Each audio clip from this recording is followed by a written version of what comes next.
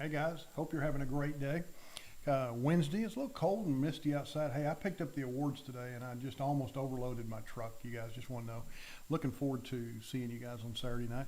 Gonna do a little update today. One of the ones we talked about the other day, the mortgage house here in Tyler.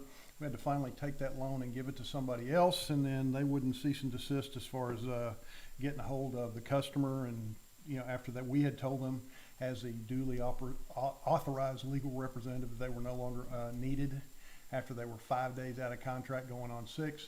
And so we just handed over the attorney a little while ago and let the attorney, but they've gone on with a good lender and they're going to get that thing done.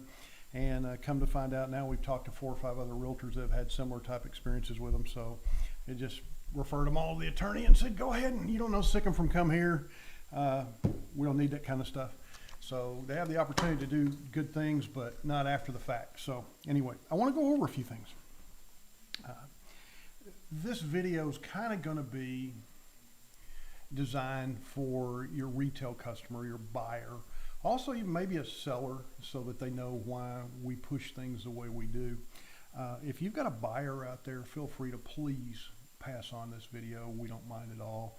That's why I put it on a public page. One of the main things that we want them to know is to do the right thing. So when you're out looking for a house, the first things you're going to see is you're going to see information about brokerage services, and that's explained in another video. Basically tells you how a realtor represents you, what your rights are, what's going on, those type of things. And it's basically letting you know our responsibilities to you and those type of things. Then you got a buyer's rep. You'll get a buyer's rep usually before an agent shows you anything, and it basically tells you, here's our responsibilities to you and your responsibilities to us. If you're a buyer, it's basically a contract like the listing agent has with the seller. And so what that does is, in the big scheme of things, it keeps other agents from stealing you as a client, and also lets you know how serious we are about working with you. And there's some other things, but so those are the first 2 things, and let's assume those are out of the way. So you got a buyer's rep, you have what we call an IABS, information about brokerage services, all good things.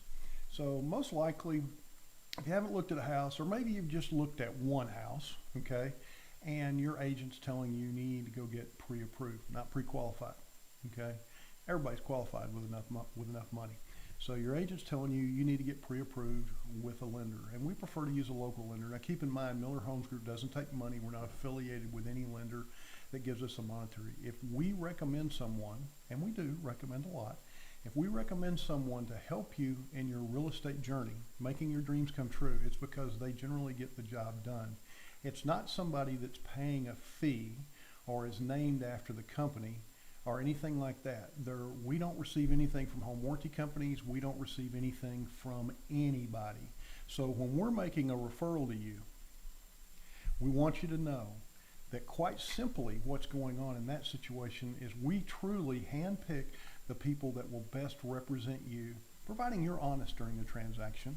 If you're honest during the transaction, we've got people that'll be honest with you and do their very best to get the deal completed and make it a joyful experience.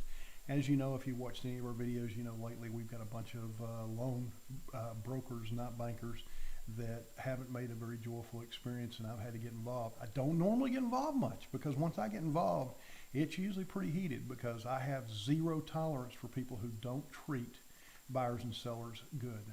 We were very blessed on a couple of these to have agents on the other side that are just superstars. They're not with us, but they are absolutely superstars, and they were pulling the rope the same direction, and they checked their egos and they made everything work.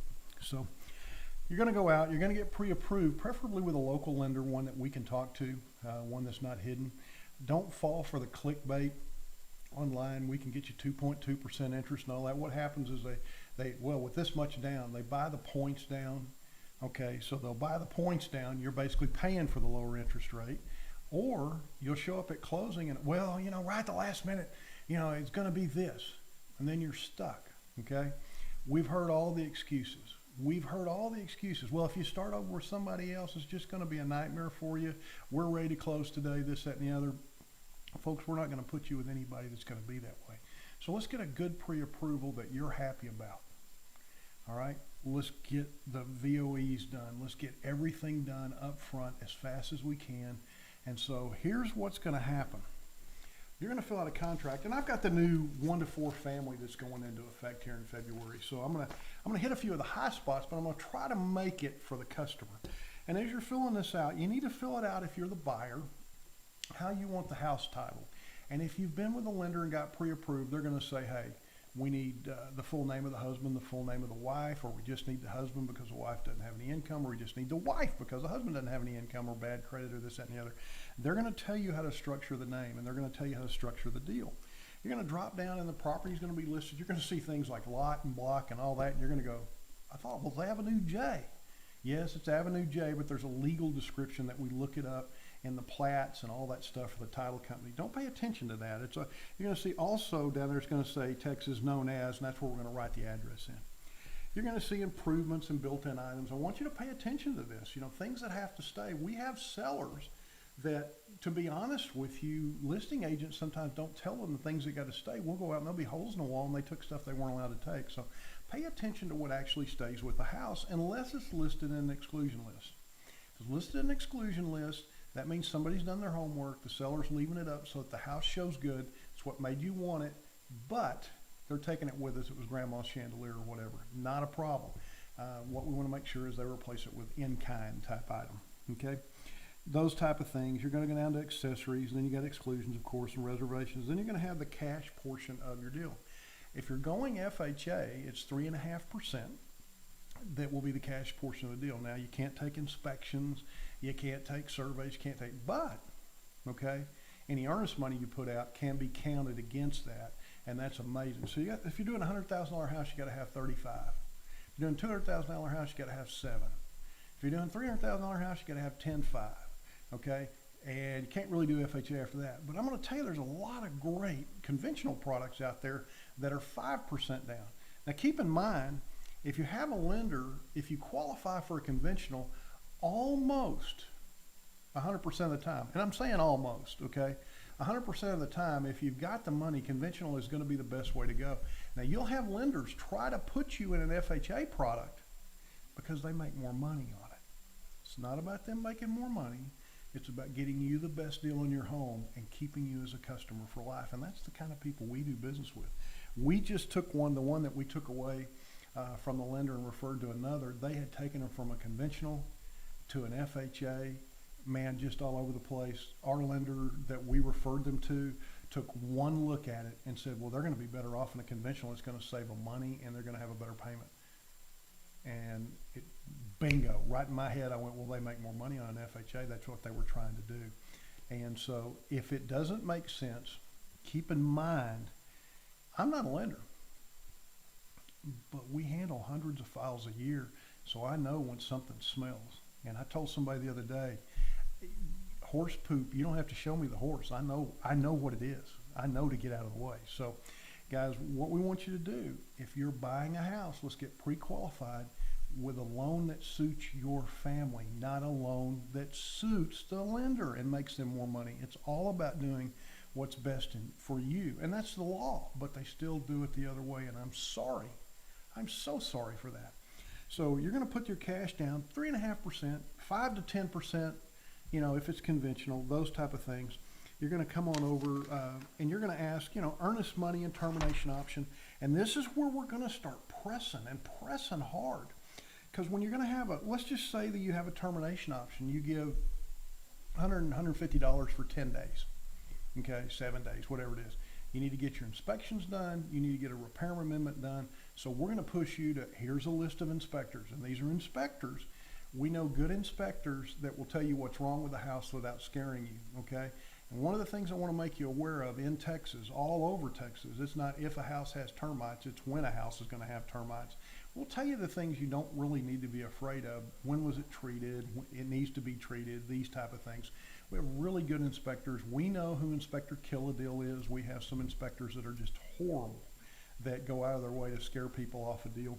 But we do have some inspectors that will be honest with you and say, for the age of this house, this is normal, but this does have to be addressed.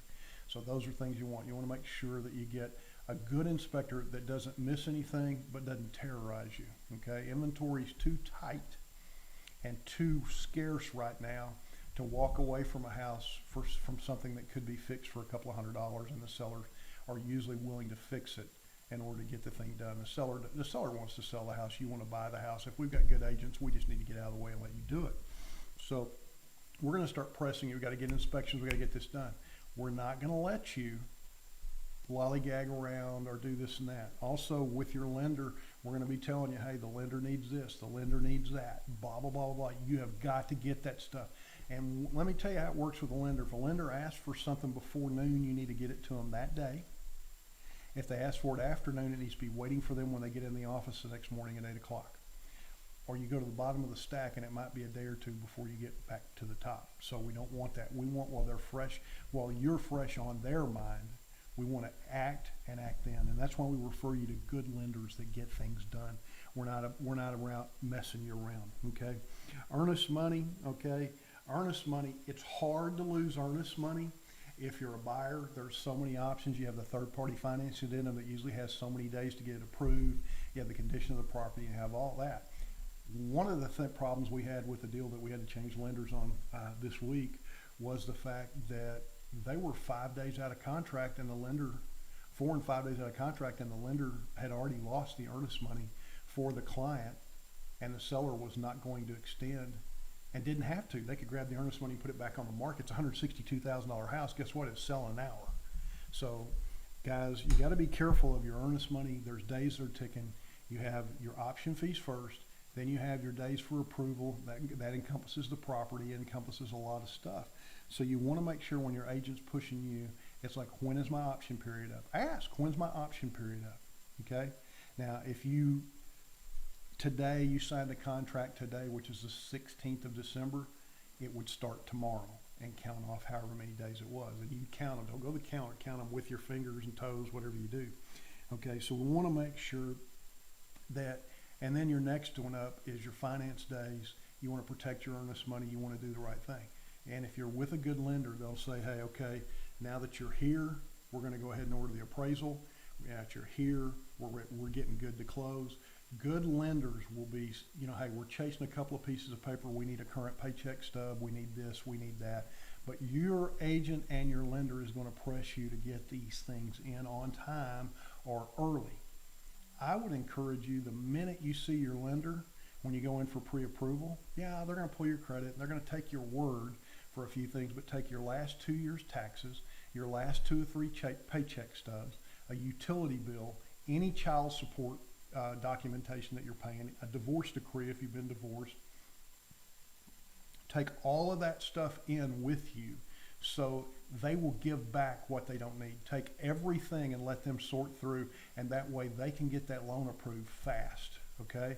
Get the verification of employment, walk into HR, into your employer, and say, hey, I need this done right now. Now, they're doing it electronically now, which is fantastic. I love that idea, okay? Title policies and surveys and all that stuff. Now, earnest money, I'm going to go back to earnest money a little bit. You can deliver it to a title company, and it has up here that you can deliver it. If we know an escrow agent that we think will work good with your personality, we'll recommend them. So you'll write that escrow agent name in. It could be Robin Odom at Homeland Title. It could be any number. Jenny over at Landmark, a lover. Okay, we got all of these things you write down, and that specifically says we want to close with them. Now, that doesn't mean the seller has to close with them. The seller can close with someone else inside of that title company. This is who the buyer, this is who is on this contract wants to close with. Now, I'm going to tell you, we have a lot of folks in town that want you to close with a particular title company because they own a piece of it. We don't participate. We've had a title company here in town that wrote us checks that would not fund. They had money in another account, didn't get it transferred. We went to present a check to the bank. It wasn't any good, but sure, they had millions of dollars, but it wasn't transferred over. We couldn't get to it. So guys, when somebody else owns a part of a title company, we don't play. We don't take referrals. There's one company in town that takes referrals on home warranties. On 5 or 6 of them, we don't play. They've got lenders in their office, lenders that are named after their company that look at your file and go, why couldn't I get that file? Why didn't we get a look at it? Guys, this is the worst type of behavior you can ask for. This means their services are based on what they pay somebody. It ought to be based on what benefits you. What benefits you, okay? And that's what Miller Homes Group is about, okay? We want what benefits you.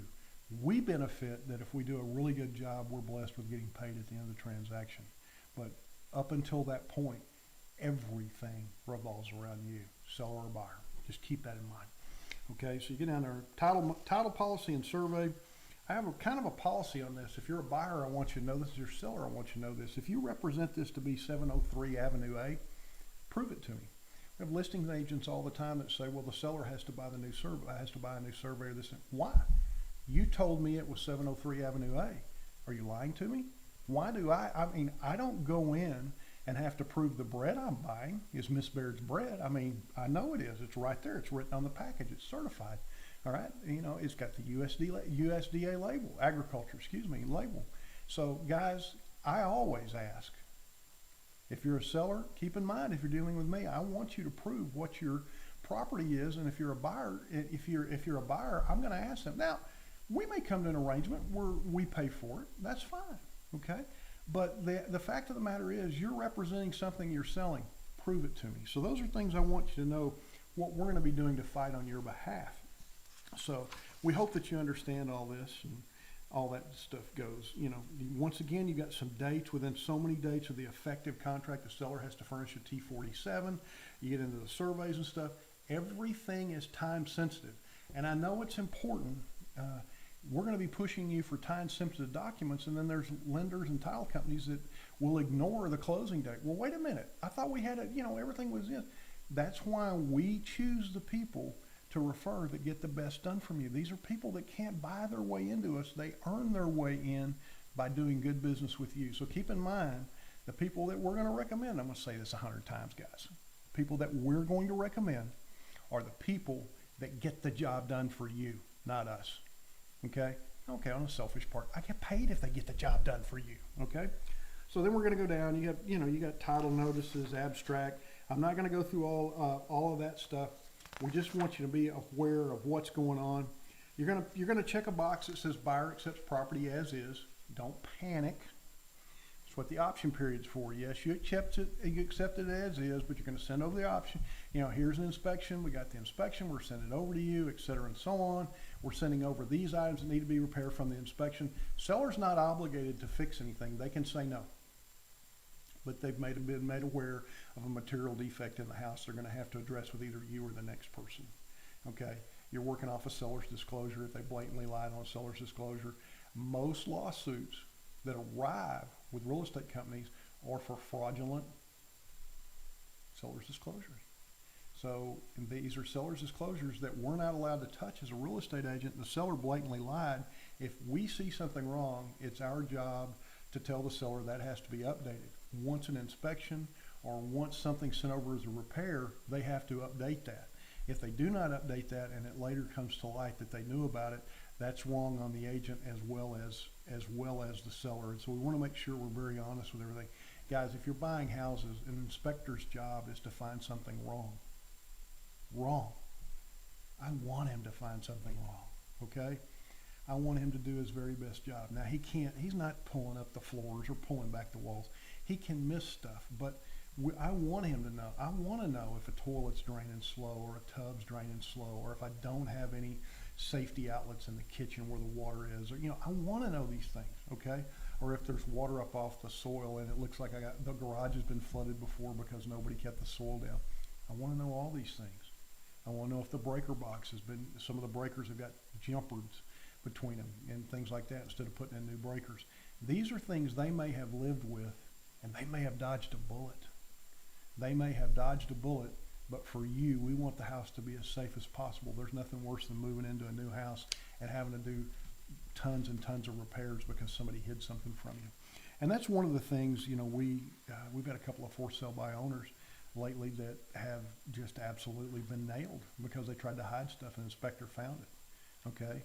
And you can't do that. You cannot do that. Okay? There is another box down there that says buyer accepts the property is provided the seller at seller's expense shall complete the following repairs and treatments. Just in case you notice that it has termites when you're doing your walkthrough or when you're making an offer.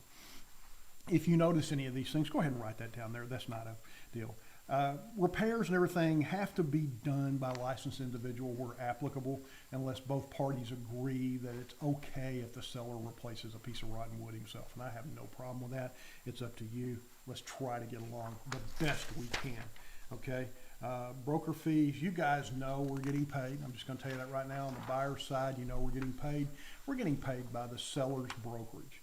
The seller's brokerage puts a fee on, and they agree to share a certain amount of the commission with us. And you ask, we'll tell you what we're making. I got no problem telling you what we're making. If you got a problem with me making money for working for you, that's a totally different class, okay? Possession, I'm going to tell you, if you're the buyer, okay, or even if you're the seller, possession can be at funding and closing, and that means you take a walk through the day before, 2 days before, and the house is clean and everything's left the way it was supposed to be and everything's great. But if you do, according to a temporary lease, if you're the buyer, always ask for a deposit. We've seen a lot of cases where we gave temporary leases with no deposits, and the people left it with holes in the walls, and the people left it in disarray, left it filthy, left trash piled up in the garage, left all of this, and basically said, we're done. Now, at that point, the thing is closed, and the two realtors, we really can't do a lot. So if you leave a deposit, let's just say the deposit's $250 or $500. If you leave a deposit of $250 and the seller moves out and leaves a hole in the drywall, leaves trash piled up in the garage, you can usually get that fixed for about $250. And my response is, you have a lot of agents that'll say, oh, we never do deposits. Oh my God, we're insulted. Was your client planning to leave the house a filthy wreck? So keep in mind, these are things that you look out for. These are experiences we've had that you're paying us to relay to you, to help you have. There's nothing worse than showing up with your stuff to move into a house and going, wait, honey, let the U-Haul sit in the driveway. We've got to clean this house. It's filthy. Okay? Now, they're going to clean it, and you're still going to clean it again because it ain't your clean. All right? But it'd be nice if all you had to do is wipe down a few shelves and mop the floors and vacuum the carpets after you moved your stuff in, instead of having to do a ceiling to floor cleaning because somebody left it looking like a wreck. We don't want that. So always remember that. Smart devices, we want to make sure that they've deleted all their stuff out. We want to make sure you get all the garage remotes, you get all the keys, you get all that. Depending on the home warranty, we have a home warranty company that we recommend a lot. Once again, we don't take money on them, but they will rekey your house for nothing. So those are some things. Depending on the home warranty you choose. And guess what? You'll have sellers agents a lot of times say, oh, we've already got a home warranty on it. You just need to change the name over. And that's because they're getting money on it. We will tell you the home warranty companies that are the best, and we'll recommend them. And if you don't use them, that's your choice. But we're going to tell you the ones that are best because we don't make any money on them. It's the one we have on our personal houses. So as long as you know that, we're good. Settlement and other expenses, these are closing costs. You may have a loan that needs some help with some closing costs, and we may incorporate that in there. We will put that down there for you. Guys, we want you to know that we want you to have a great experience with the house. Should something happen while it's under contract and the property burns or has some damage or has some storm damage and a tree falls on or something, you do have the right to back out, but you also have the right to stay in the contract, give the seller their opportunity to fix it and bring it back to its current standard and stay with the transaction. And I've had cases to where houses burned and the contract stayed together and both parties got along, met with the insurance company and rebuilt, and the people got a much better house. So it's up to you. Once you're under contract, you have a lot of outs that are going to help you. Things are time sensitive though during the entire contract, and so we're going to push you and push you hard. So just one of those, you're going to get prorations and stuff, and I just want to make that clear to you. When you go to the title company, the seller's going to be responsible for the taxes up till the day it closed. And then they're going to credit you that on what they call a HUD statement. It's a statement that tells you what everybody's spending at the table. They're going to update that for you. And you're going to say, let's say your taxes are $4,000 and you're at the quarter, and so the seller's paying $1,000. Well, at the end of the year, you're going to get the whole bill for $4,000 because you got credited that $1,000 at the table. So don't freak out. If you got an escrow account, they figured that in, they put it in there for you. So don't worry about that. I want you guys to understand that there are so many good ways to buy a house with good people, all right? Don't be scared. It's going to be stressful. Our job is to make it something that you will look at and say, I want to do it with them again, and we surely do. We want you to look at us again. You do have the right to consult an attorney during this process anytime you want to. If you have an attorney, feel free to have them look at things. I want to make that clear to you. But I wanted to make clear today that if you were a buyer, not to be nervous about things, but some things to look for. If a lender, if something doesn't sound right, ask your agent at Miller Homes Group. Sit down and ask your agent, hey, what's going on here? Does this sound right to you? The deal that we just had to change lenders on, I told everybody the first day, this doesn't sound right. I don't believe this will close on time. And it didn't. And they've got every excuse in the world, okay? And I've heard them all before.